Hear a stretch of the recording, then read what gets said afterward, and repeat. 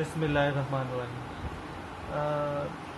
जी last time हमने current electricity start की थी and we discuss the concept of conventional current, electronic current and we discuss कि जो भी करंट अब से ऑनवर्ड्स जो हम पढ़ेंगे कि कहीं भी करंट का वर्ड यूज़ किया जाता है हमारे सिलेबस में, तो that is conventional current which is from positive to negative.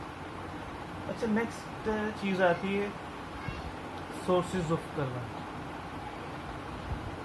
तो कौन से सोर्सेज ऑफ करंट होते हैं, जैसे सेल हो गए या बैटरी हो गई, जनरेटर हो गया। हर dam, wind mill, thermal power station या न्यूक्लियर पावर स्टेशन, उनके एंड पर जनरेटर ही लगा होता है। ये सारे जो पावर सोर्सेज उनके आखिर में जनरेटर ही लगा होता है। इसके अलावा सोलर पैनल्स, उन्हें हम साइंटिफिकली सोलर सेल्स कहते हैं, राइट, और थर्मोकपल, ये सोर्सेज ऑफ करंट। अच्छा, how do you define sources of current? Any device which provides you electrical energy is a source of current. लेकिन हमने ये पढ़ा कि energy can neither be created nor be destroyed but can only be change from one form to another form. तो actually ये सब जो हमारे पास सोर्सेज ऑफ करंट है ना, ये किसी न किसी एनर्जी को इलेक्ट्रिकल एनर्जी में कन्वर्ट करें। जैसा कि सेल और बैटरी में कौन सी एनर्जी होती है, इनमें केमिकल्स होते हैं, केमिकल एनर्जी को, वो केमिकल एनर्जी को कन्वर्ट करते हैं into electrical energy. Generator kinetic energy या पोटेंशियल एनर्जी, काइनेटिक और पोटेंशियल एनर्जी के सम को कहते हैं मैकेनिकल एनर्जी। तो वो generator convert mechanical energy into electrical energy. Solar panels, light, they convert sunlight या लाइट को into electric energy. Thermocouple, thermal से वर्ड निकला हुआ है, हीट को कन्वर्ट करता है इलेक्ट्रिकल एनर्जी, राइट। अच्छा, अगर गौर से देखें, ये सब कोई ना कोई फॉर्म ऑफ एनर्जीज हैं जो बाद में इलेक्ट्रिकल में कन्वर्ट हुई थी, पहले इलेक्ट्रिकल नहीं होती, कोई और एनर्जी होती। So we can call them non electrical energy. तो source of current is a device, ये डेफिनेशन इसकी, which can convert a non electrical energy into an electrical energy. अच्छा, अब इलेक्ट्रिकल एनर्जी क्या होती है? असल में full name is electrical potential energy. जब हमने एनर्जी की फॉर्म्स पढ़ी थी वर्क एनर्जी पावर में, तो we discuss electrical potential energy comes due to attraction और repulsion of charges.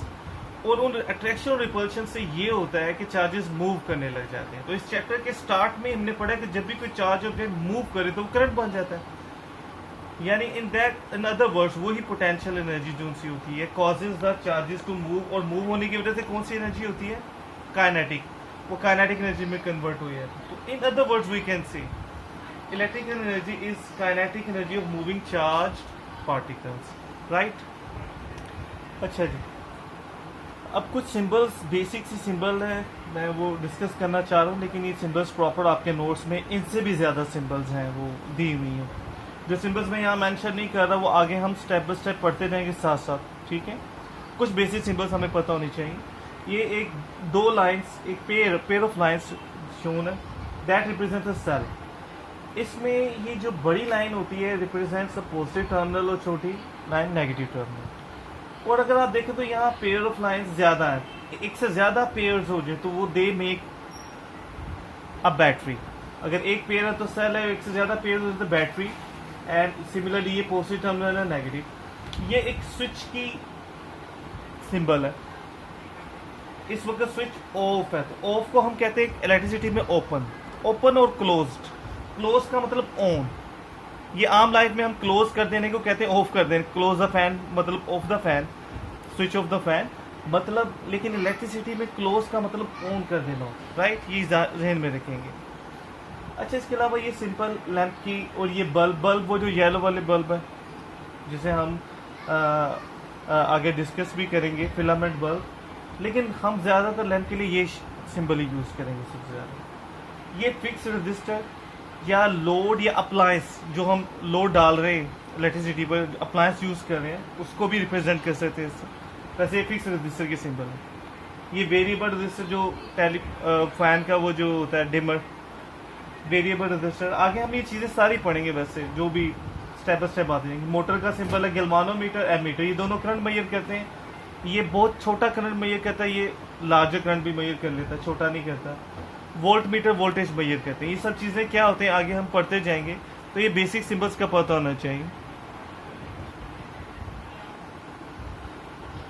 Ji, electricity के one of the most important topic जो आप डिस्कस करने लगे हैं वो है electromotive force and potential difference. अगर इलेक्ट्रोमोटिव फोर्स का नाम बोलते देखें तो ये वो इलेक्ट्रो यानी चार्जेस या इलेक्ट्रिसिटी को मूव करने वाली, तो ये सर्किट में जो भी इलेक्ट्रिसिटी मूव हो रही है वो इस वजह से।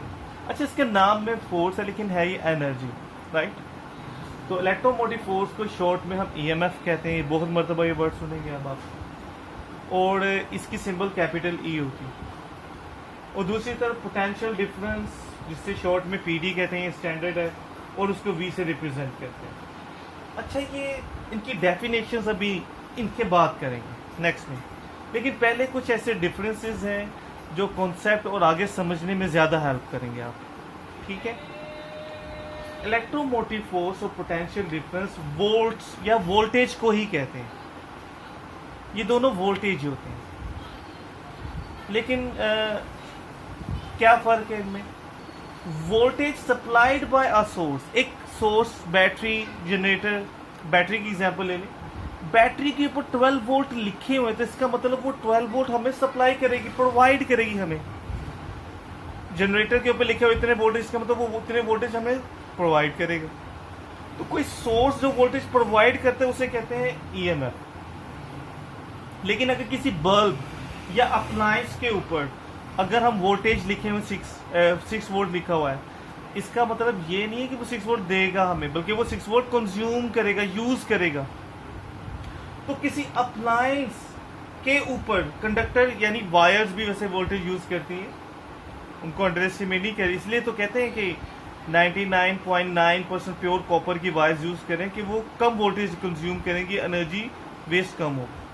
तो बेटा किसी अप्लायंस या वायर के ऊपर ना अगर वोल्टेज लिखा हुआ है तो इट मींस इतने वोल्टेज उसने कंज्यूम करने हैं।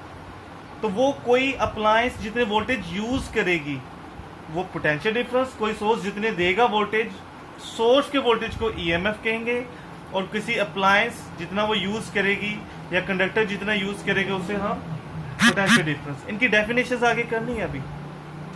अच्छा, एक सोर्स में क्या हो रहा होता है, ये अभी डिस्कस किया कि ईएमएफ एनर्जी होती है।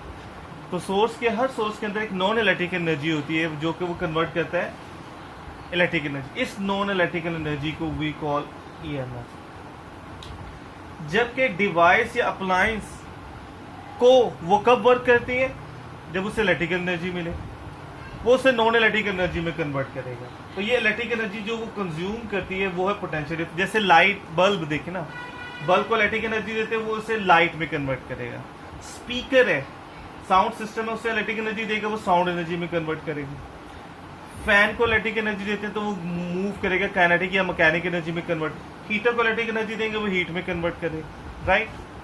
तो इस ये इलेक्ट्रिक एनर्जी जो कंज्यूम करते हैं दैट इज पोटेंशियल डिफरेंस।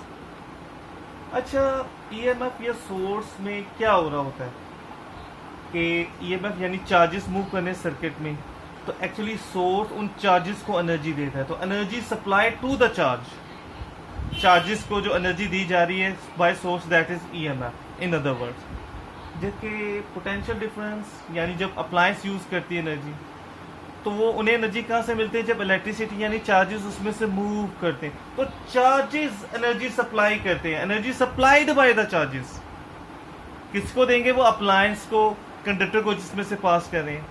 तो ये फर्क कि ईएमएफ में हम एनर्जी चार्ज को सप्लाई कर रहे हैं, चार्ज को एनर्जी दे रहे हैं, और पोटेंशियल डिफरेंस में चार्ज एनर्जी आगे दे रहा है किसी, ठीक है।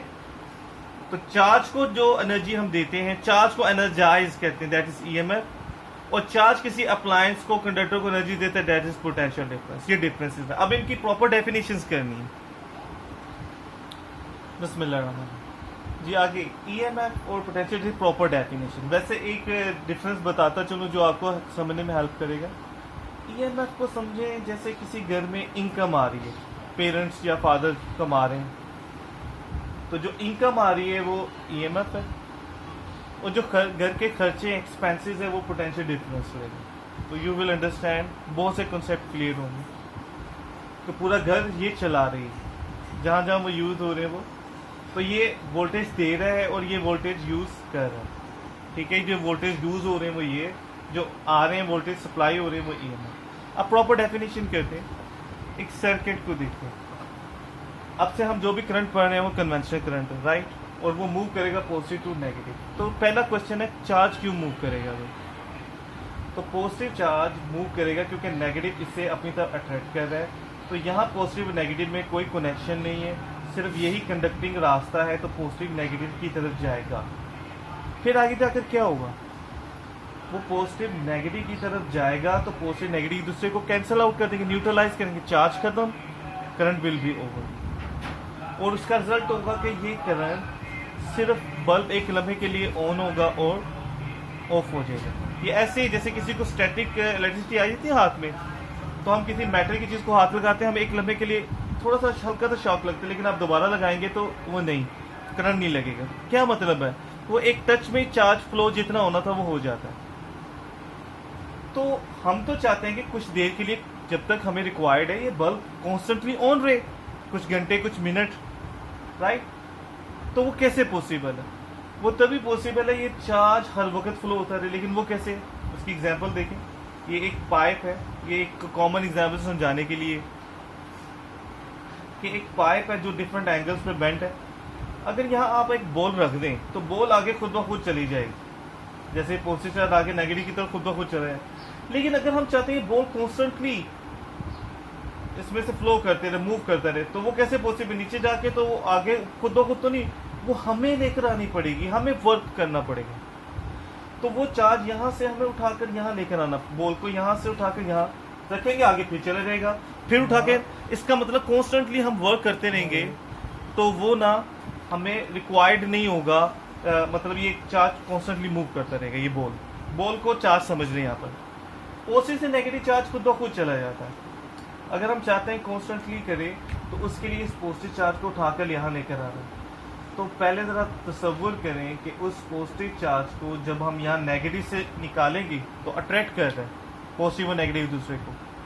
तो जब हम उसको यहाँ से उठाएंगे, it means we need to do work. यहाँ वर्क ये बैटरी कर रही होती है, बैटरी के अंदर नॉन इलेक्ट्रिक एनर्जी होती है ना, कोई भी सोर्स हो सकता है, वो ये वर्क कर रहा हो। अब वो पॉजिटिव को उठाकर पॉजिटिव के पास ले जाना, तो पॉजिटिव को रिपेल करता है, इट मीन्स फिर ले जाने में you have to do work. ये वर्क बैटरी कर रही है। और लेकिन जब वो चार्ज को यहाँ ले आते हो तो वो पॉजिटिव, ये जो पॉजिटिव चार्ज यहाँ से लेकर यहाँ आ गया, अब ये पॉजिटिव से रिपेल करेगा और वो नेगेटिव उस पॉजिटिव का आगे वो पूरा चार्ज खुद मूव करेगा। यानी इस यहाँ से यहाँ ले जाने का नतीजा है कि वो चार्ज पूरे सर्किट में खुद मूव करेगा। यानी इस वर्क करने का ये फ़ायदा हुआ, जो वर्क हमने किया, कि वो चार्ज पूरे सर्किट में मूव करेगा। तो work done in moving a unit positive charge through out the circuit is called EMF. EMF को ई से रिप्रेजेंट करते हैं, इसका formula work done over charge, right. और ये वर्क डन क्या होता है? यहाँ से यहाँ लाने में, यानी थ्रू आउट द सर्किट। और एक्चुअली एक सोर्स में ये वर्क कहाँ से करने की हिम्मत आती है? उसके अंदर नॉन इलेक्ट्रिक एनर्जी में कन्वर्ट होती है। तो ये work is a non electric energy converted into electric energy, right. इस तरह अब अगर इससे देखें तो ये वोल्टेज प्रोवाइड कर रहा है, ये कंज्यूम कर रहा है, ये पोटेंशियल डिफरेंस। इससे अब आप देखें कि चार्जेस जब आते हैं, इसमें से जो चार्जेस एंटर होंगे वही चार्जेस निकलेंगे। करंट कभी यूज नहीं होता, एनर्जी यूज होती। तो होती क्या, ये जो पोटेंशियल डिफरेंस है, पोटेंशियल एनर्जी से वर्ड निकला हुआ है कि जब चार्जेस एंटर होते हैं उनमें एनर्जी ज्यादा है, जब चार्जेस बाहर निकलते तो एनर्जी कम हो गई होती। उन दोनों एनर्जी का जो डिफरेंस है वो एनर्जी जो इसने यूज की उसे पोटेंशियल डिफरेंस कहते हैं, राइट।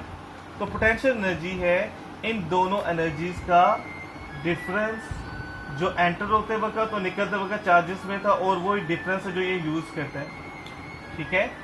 तो पोटेंशियल डिफरेंस की भी क्या डेफिनेशन है? Work done by a unit positive charge. यहाँ ये बड़ी इंपॉर्टेंट बात, यहाँ चार्ज वर्क कर रहा है कि चार्ज मूव कर रहा है खुद, ठीक है, लेकिन मूव करते हुए उसकी एनर्जी उसमें ये यूज कर लेता है, वो निकलता है। तो यहाँ चार्ज वर्क कर रहा है। जब हम फुटबॉल पे वर्क करते हैं ना, उसे मूव करते हैं, उसमें काइनेटिक एनर्जी, एक्चुअली हमने एनर्जी ट्रांसफर की। तो वर्क डन बाय का मतलब है एनर्जी ट्रांसफर करना, तो चार्ज इसे एनर्जी ट्रांसफर करता है और जो एनर्जी ये ट्रांसफर होती है दैट इज पोटेंशियल डिफरेंस। तो work done by a unit positive charge in moving through a conductor और appliance is called potential difference. तो क्योंकि इसमें भी वर्क है on a unit positive charge, तो V is equal to W/Q। एक बात नोट करनी है कि हमारी सारी theory is related to positive charge. देखिए सारी डेफिनेशन में पॉजिटिव चार्ज आ रहा है, इसमें भी क्योंकि वर्क होता है, वर्क चार्ज करे, इसलिए इसका फॉर्मूला भी W/Q है।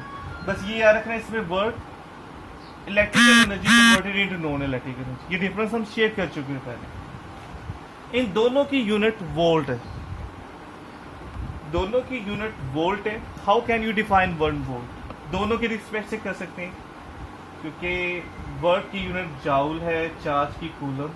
If 1 coulomb charge does a work of 1 joule in passing through a conductor, then potential difference is 1 volt। ये भी 1 volt की definition है। Similarly, if 1 joule is 1 work is done on 1 coulomb charge in moving it throughout the circuit, then it is 1 volt। तो आप इसे define किसी भी तरीके से कर सकते हैं, राइट?